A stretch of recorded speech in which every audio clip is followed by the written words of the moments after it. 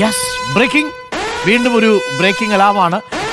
Breaking അലാവുമായി നമുക്കൊപ്പം നിൽക്കുന്നത് ശരത്താണ്. ആലപ്പുഴയിൽ നിന്ന് വളരെ പ്രധാനപ്പെട്ട ഒരു വാർത്ത ശരത്ത് പ്രേക്ഷകരെ അറിയിക്കും.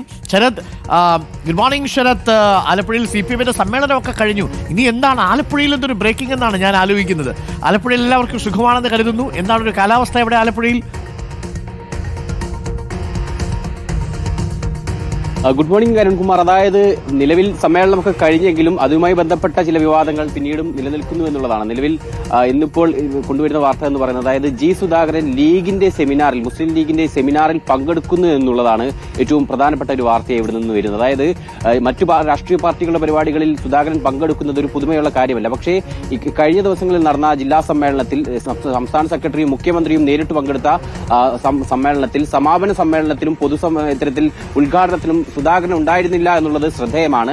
ആ സാഹചര്യത്തിലാണ് ഇന്നിപ്പോൾ മുസ്ലിം ലീഗിന്റെ സെമിനാർ ജി സുധാകരൻ പങ്കെടുക്കുന്നത് എന്ന് തന്നെയാണ് അതിന്റെ ഒരു പ്രസക്തി എന്ന് പറയുന്നത്.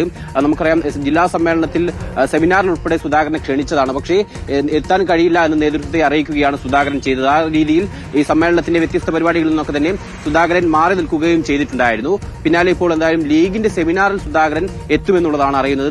ലീഗ് നേതൃത്വം അക്കാര്യം ഉൾപ്പെടെ വ്യക്തമാക്കിയിട്ടുണ്ട്. സുധാകരൻ എത്തുമെന്ന് ഉറപ്പ് നൽകിയിട്ടുണ്ട് എന്നുള്ളതാണ് ലീഗ് നേതാക്കൾ അറിയിക്കുകയും ചെയ്തിട്ടുള്ളത്. നിലവിലെ രാഷ്ട്രീയ സാഹചര്യത്തിൽ അത് വളരെ പ്രധാനപ്പെട്ടതാണ്. നേരത്തെ അമ്പലപ്പുഴ ഏരിയ സമ്മേളനത്തിലുമായി ബന്ധപ്പെട്ട സുധാകരനെ ക്ഷണിക്കാതിരുന്നതൊക്കെ തന്നെ ചെറിയ വിവാദമായിരുന്നു.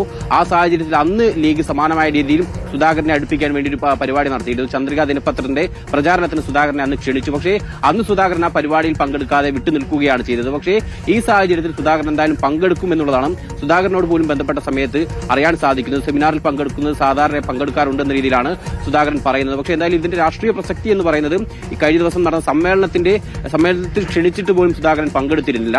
ആ സാഹചര്യത്തിൽ ലീഗിന്റെ സെമിനാറിലേക്ക് പോകുന്നത് ഏറ്റവും പ്രധാനപ്പെട്ടതാണ്. കോൺഗ്രസ് നേതാവ് രമേശ് ചെന്നിത്തലയാണ് ഈ പരിപാടി ഉദ്ഘാടനം ചെയ്യുന്നത്. ഭരണഘടനയും ന്യൂനപക്ഷ അവകാശങ്ങളും എന്ന വിഷയത്തിലാണ് സെമിനാർ നടക്കുന്നത്. ഹാരിസ് ബീരാൻ ഉൾപ്പെടെയുള്ള ആളുകൾ ഈ സെമിനാറിലുണ്ട്. ആ രീതിയിൽ കോൺഗ്രസ് ലീഗ് ഈ നേതൃത്വത്തിലാണ് ഈ പരിപാടി നടത്തുന്നത്. CPIM-ന്റെ പ്രതിനിധി എന്ന നിലയിലാണ് സുധാകരൻ ക്ഷണിച്ചത് എന്നുള്ളതാണ് ലീഗ് നേതാക്കളും അറിയിച്ചിട്ടുള്ളത്. എന്തായാലും പക്ഷേ ഈ സാഹചര്യത്തിൽ എന്തായാലും അത് പ്രസക്തമാണ്. ജില്ലാ നേതൃത്വവുമായി ഇടഞ്ഞു നിൽക്കുന്ന സാഹചര്യത്തിലാണ് സുധാകരൻ എന്തായാലും ലീഗ് പരിപാടിയിലേക്ക് പോകുന്നത് എന്നുള്ളതാണ് ഏറ്റവും പ്രധാനപ്പെട്ട കാര്യം. നേരത്തെ KC വേണുഗോപാൽ ഉൾപ്പെടെ സുധാകരന്റെ വീട്ടിൽ ചെന്ന് സന്ദർശിച്ചിട്ടുണ്ടായിരുന്നു. ഒപ്പം B ഗോപാലകൃഷ്ണൻ BJP-യിലേക്ക് പോലും സ്വാഗതം ചെയ്യുന്നു. ആ രീതിയിൽ വ്യത്യസ്ത പാർട്ടികൾ സുധാകരനെ അടുപ്പിക്കാൻ ശ്രമിക്കുന്നുണ്ട് എന്നൊരു സാഹചര്യത്തിൽ കൂടിയാണ് സുധാകരൻ ഇപ്പോൾ എന്തായാലും ലീഗിന്റെ സെമിനാറിൽ നിന്ന് പങ്കെടുക്കുന്നത് എന്നുള്ളത് തന്നെയാണ് ഏറ്റവും പ്രധാനപ്പെട്ട കാര്യം.